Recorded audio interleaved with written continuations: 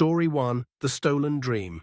You won't believe what happened to a woman named Priya, someone who spent 3 years pouring her soul into a business idea, built it up from nothing alongside a partner she trusted completely, and then watched that partner take everything and leave her with nothing.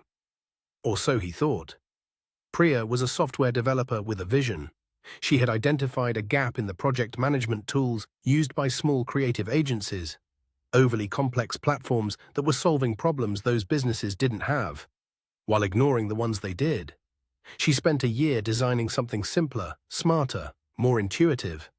She filled notebooks with it. She built early prototypes in her spare time. And then she brought in her business partner, a man we'll call Dominic, because Dominic had something she didn't. Contacts, funding connections, and the kind of loud, self-assured salesmanship that Priya had never been comfortable performing. They shook hands. They drew up an agreement, informal as it turned out, and dangerously vague. They set to work. For 18 months, they built together. Priya built the product. Dominic built the pitch. They were close to a seed funding round. Investors were interested. The momentum was real. Then Dominic called a meeting. He explained, spoken to the investors directly. The deal was structured. The company was moving forward, without Priya. He had used the time she spent building to quietly maneuver the corporate structure, taking advantage of the loose, informal agreement they'd started with to position himself as the sole founder and majority shareholder. He had brought in a lawyer. He'd been thorough. And when Priya challenged him, he told her with the confidence of a man who believed he had already won, that she was welcome to take legal action if she disagreed. She did not take legal action. Not immediately. What Priya did instead was remarkable in its simplicity. She had her notebooks. She had her version control history, every commit, every date-stamped line of code going back to the very beginning. She had emails, messages, and design documents that told the full story of where the idea had come from and who had built it. And she had the early prototypes that predated Dominic's involvement by a full year. She found a different investor, someone who had been quietly watching the space and hadn't been approached by Dominic. She showed them everything, not to attack Dominic, but simply to tell her own story, completely and honestly.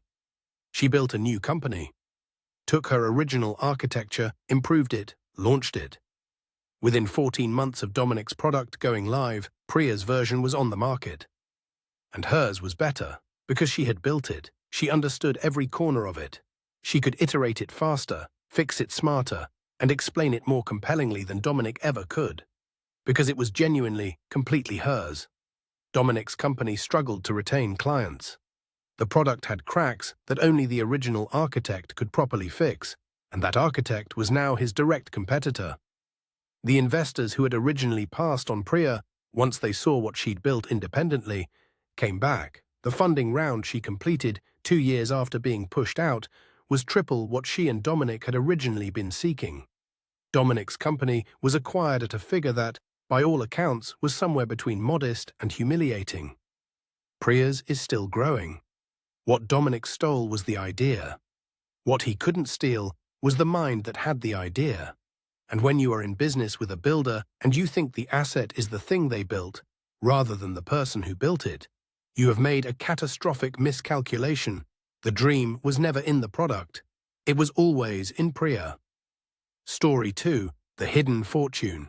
Now, people who cheat, whether in business or in love, tend to share one fatal flaw. They believe they are smarter than the people they are cheating. And occasionally they are right. But sometimes, the person they have underestimated has access to someone who makes it their life's work to find exactly what you've tried to hide. You won't believe what happened to a man named Stephen. A man who had spent 12 years in a marriage that on paper looked successful, and who, when it finally came to its end, was absolutely determined that his soon-to-be ex-wife, a woman named Helen, would receive as little as possible.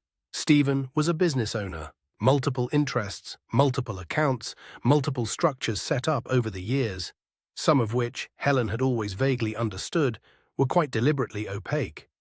She had trusted him with the finances for most of their marriage. That trust, as it turned out, had been very much the point. When Helen filed for divorce, Stephen's lawyer produced financial disclosures that painted a picture of a man of comfortable but unremarkable means. Modest business valuations, modest accounts, very little on paper worth fighting over. Stephen had been quietly preparing for this moment for over 2 years, shifting, restructuring, undervaluing. He had, he believed, been extraordinarily clever.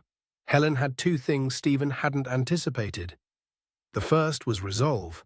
The second was a forensic accountant named, well, we'll simply call her the accountant, because that is entirely sufficient. The accountant had a gift. Not for numbers exactly, though she was exceptional with those, but for patterns. For the small inconsistencies that emerge when money is trying to pretend it doesn't exist. A property held through a shell company valued at less than a quarter of its actual worth. A salary paid to a relative who performed no traceable work. Offshore accounts that appeared in a document that wasn't supposed to be in the discovery pile, but was, because someone hadn't been quite careful enough. It took 4 months. The accountant worked methodically through every document, every business filing, every tax return Helen could get access to. She cross-referenced, she traced. She submitted requests through the legal process for records that Stephen had hoped would be overlooked. They were not overlooked. When the revised financial picture emerged, the real one, it was not modest or unremarkable. The assets Stephen had tried to render invisible were significant. The valuation of his primary business, when assessed independently rather than by a firm he had a relationship with, was more than 4 times what he had declared. A property portfolio that had barely appeared in his disclosures was traced property by property to holding entities that led, every time, back to Stephen. His own cleverness had done him in. The more elaborate the concealment, the more evidence existed that concealment had been deliberate.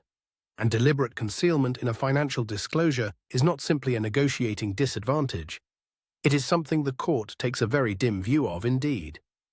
The final settlement bore no resemblance to what Stephen had planned to offer. Helen received a share that reflected the actual value of what had been built during their marriage, because it was her marriage too, and her stability and support had been part of what made the building possible. Stephen's legal costs were considerable. His reputation in his professional circle, once certain details became known, took a hit he had not anticipated. The clever man had not, it turned out, been nearly as clever as he believed. Helen bought a small house near the sea. She has a garden now. She sends a Christmas card to the accountant every year. What Stephen forgot, what everyone who underestimates a betrayed person tends to forget, is that the desire for justice is one of the most powerful motivating forces in the human experience. When you give someone a genuine reason to fight, they will often find resources and determination they didn't know they had.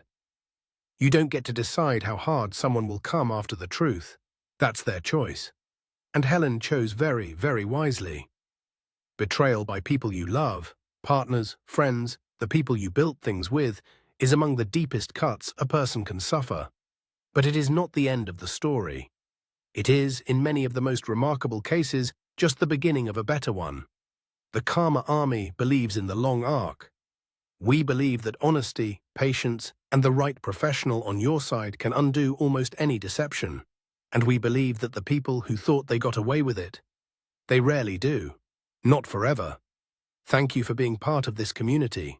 Subscribe, share a story, and remember, karma isn't wishful thinking. It's the inevitable conclusion of every trail of evidence left behind by someone who thought they were too clever to be caught. We'll see you next time.